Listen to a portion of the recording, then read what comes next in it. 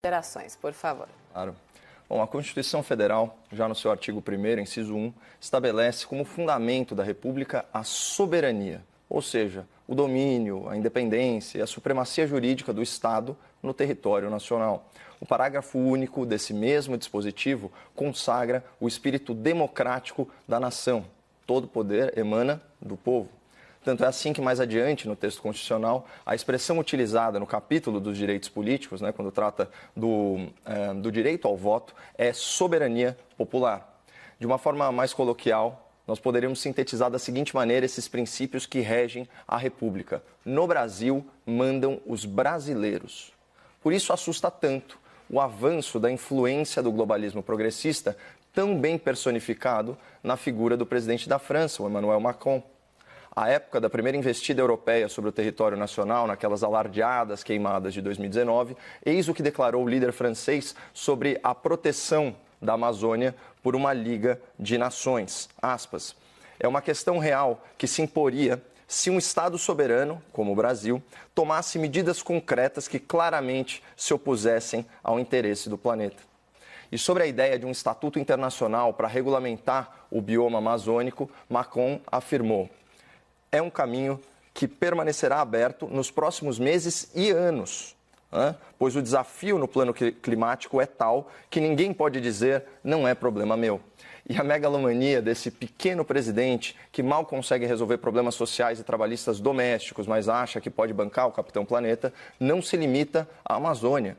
Ele disse: a mesma coisa vale para aqueles que têm em seus territórios regiões com impacto sobre o mundo inteiro. Vocês conseguem detectar o perigo que representa a relativização do princípio da soberania? Percebam que essa mesma narrativa, essa narrativa que se aplica a um conceito abstrato e genérico, como é a mudança climática, também pode ser empregado para questões como acesso à água potável e terras cultiváveis. Essa lógica globalista permitiria que, diante de uma necessidade mundial, a comunidade internacional retirasse autonomia e retirasse jurisdição sobre territórios nacionais e suas respectivas riquezas. É isso que está em jogo, pessoal. Não o aquecimento global, as mudanças climáticas ou as florestas em chamas. Ainda que esses problemas existam em maior ou menor grau, eles servem como pretexto para grandes jogadas geopolíticas, com a mobilização da opinião pública e o desgaste seletivo de governos. Ou vocês estão vendo alguém pegar no pé do governador democrata progressista da Califórnia em razão dos incêndios florestais que pintaram os céus do estado de laranja. E detalhe, por lá houve vítimas humanas. Os políticos gringos incensados aí por uma imprensa militante, têm uma aura meticulosamente talhada e esculpida pelo marketing progressista. Então, para não cair na enganação de que os líderes europeus são almas caridosas, muito preocupadas com o planeta, por favor, informe-se sobre a matriz energética da União Europeia.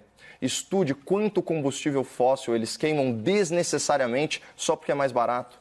Pesquisem o tamanho da devastação da sua vegetação nativa, conheça o passado colonialista, extrativista dessas grandes potências. E, finalmente, lembre-se do que ensinou o estadista francês Talleyrand: nações não têm amigos, nações têm interesses.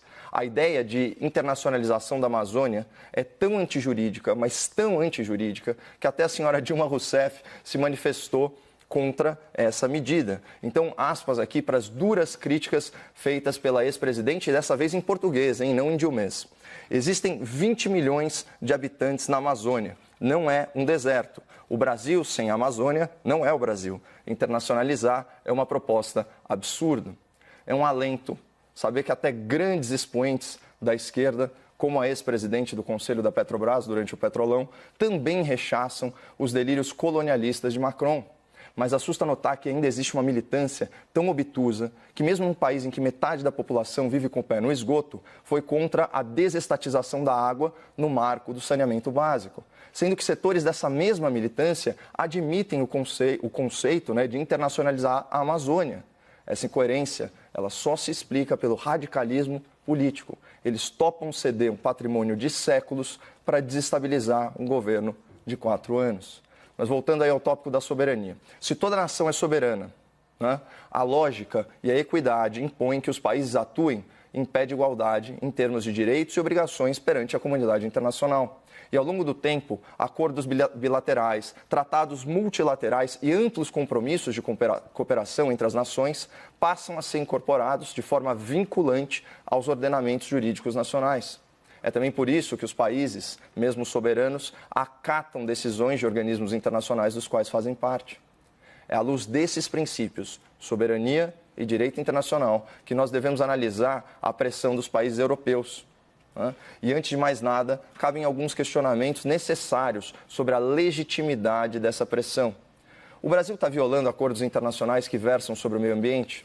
E aqui nós não estamos falando de descumprir protocolo de intenção ou compromisso programático, mas sim de tratados juridicamente vinculantes. E, claro, por questão de coerência, é preciso analisar se todos esses países europeus estão entregando a contento as suas próprias promessas ambientais, o que parece não ser o caso há décadas. Outra dúvida nesse mesmo sentido.